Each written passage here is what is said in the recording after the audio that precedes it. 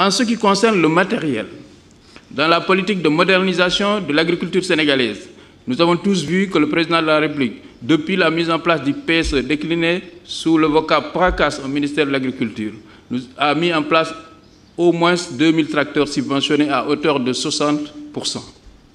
En termes clairs, un tracteur qui doit coûter à peu près 20 millions, l'État met 12 millions là où on attend du producteur 8 millions. Et des mécanismes ont été trouvés pour que le producteur n'ait pas à débourser 8 millions tout de suite, mais qu'il puisse aller à la Banque de l'Agricole, signer une convention, mettre 1 million et payer le reste en 5 ans si c'est en zone irriguée et en 7 ans si c'est en zone pluviale.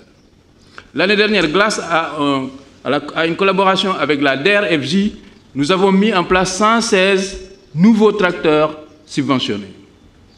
Nous avons pu mettre en place 85 motoculteurs multifonctionnels, 100 décortiqueuses à riz et 70 batteuses à riz.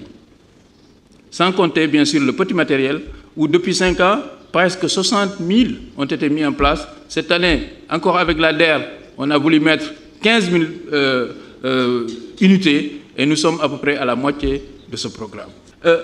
Pour ce qui est de la campagne de commercialisation de cette année, nous sommes à 41 jours de campagne. La collecte totale est de 112 794 tonnes contre, et je le précise, 74 835 tonnes l'année dernière à la même date. Cette année, nous sommes à 112 000 collectés officiellement contre 74 000. Donc si on regarde ce chiffre, on peut considérer que la campagne de commercialisation de cette année est mieux partie que celle de l'année dernière. Mais évidemment, il y a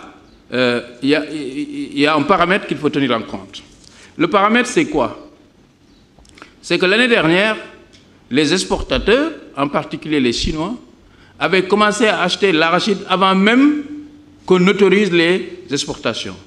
Je précise que l'année dernière, les exportations n'ont été autorisées qu'à partir du 10 janvier 2021. 10 janvier. On n'en est pas encore là. Mais les exportateurs étaient déjà sur le terrain en train d'acheter. Ça leur avait valu quelques problèmes, parce que quand ils stockent l'arachide et ils ne savent pas quand est-ce qu'ils vont exporter, il y a des risques pour leur certificat phytosanitaire, parce que l'arachide peut se détériorer. Cette année, ils ont été clairs, ils ont dit on ne pourra pas commencer à acheter l'arachide tant qu'il n'y aura pas une date claire pour l'ouverture des exportations. Eh bien, c'est fait. À partir d'aujourd'hui, on sait qu'on peut exporter l'arachide du Sénégal. Deuxième chose, vous savez, les exportateurs, c'est des commerçants.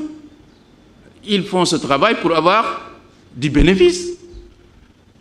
Le contexte qui a été favorable en 2019 et 2020 n'est pas le même cette année. Pourquoi? Tout le monde a appris que les produits de première nécessité que nous consommons sont devenus beaucoup plus chers parce que, évidemment, le fret s'est renchéri où les coûts se sont multipliés par 2, voire 3, voire 4.